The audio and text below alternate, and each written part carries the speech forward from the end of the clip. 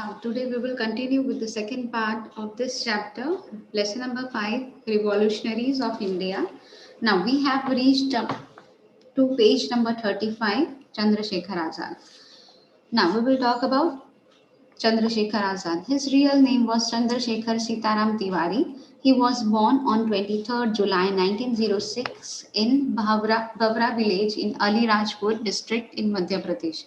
He received primary education in Kashi. He was a nationalist since the childhood. So he was very fond of nationalism. He was interested in nationalism since his childhood.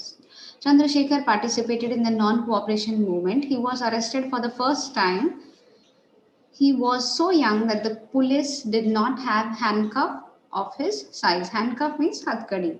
In the court, when he was asked his name, he said Azad. He told that his father's name was freedom and residence was prison.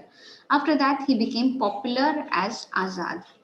He too participated in the train robbery at Kakori station. 40 revolutionaries were arrested, but Azad managed to escape. The British government announced a bounty to catch him. Azad had taken a vow not to be caught alive by the British authority. On 27th of February 1931 CE, Azad was surrounded by the British police in Alfred Park of Allahabad. Azad put up a brave fight single handedly and then he shot himself. So he took his life himself, and it is said that the police was so scared of Chandrasekhar Azad that they shot 2-3 bullets into his body to confirm his death before they stepped closer to him. Bhagat Singh was born on 28th September 1907 in Banga village of Lyalpur district in Punjab.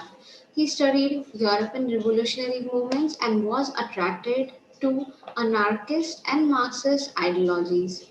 He became involved in numerous revolutionary organizations and quickly rose through the rank of the Hindustan Republican Association to become one of its main leader. He came in contact with Sukhdev, Bhagat Charan, and Yashpal while he studied at Lahore National College.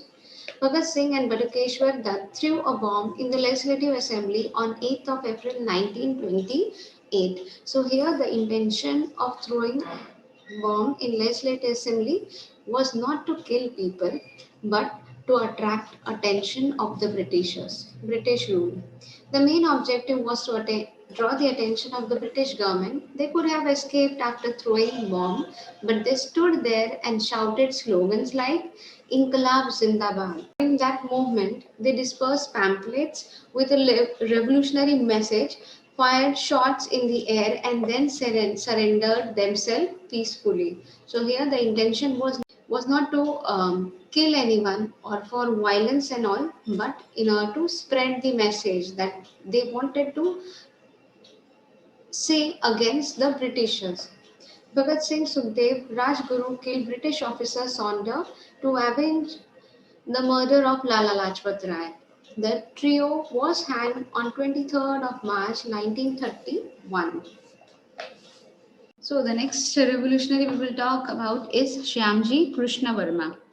Shyamji Krishna Varma was born on 4th of October 1857 in Mandvi village of Kutch. He was the pioneer of revolutionary activities abroad. So he was one of the experts who used to conduct revolutionary activities abroad. He graduated from the Oxford University. He played a vital role in establishing the Indian Home Rule Society in London in 18 February 1905. Its office was in his house and it was given the name India House. For the propagation of his institution, he started a magazine entitled Indian Sociologist. Shyamji Krishna Varma was associated with Vinayak Savarkar, Lala Hardayal, Madanlal Dhingra, Sardar Singh Rana, and Madam Kama in the revolutionary activities. So he was in touch with these number of revolutionaries.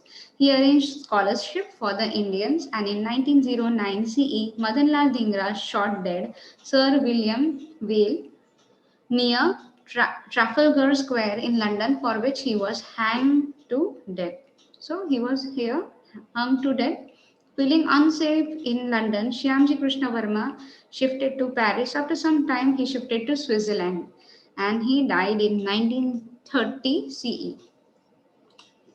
Now, the next is Madame Kama, the last revolutionary, the female revolutionary.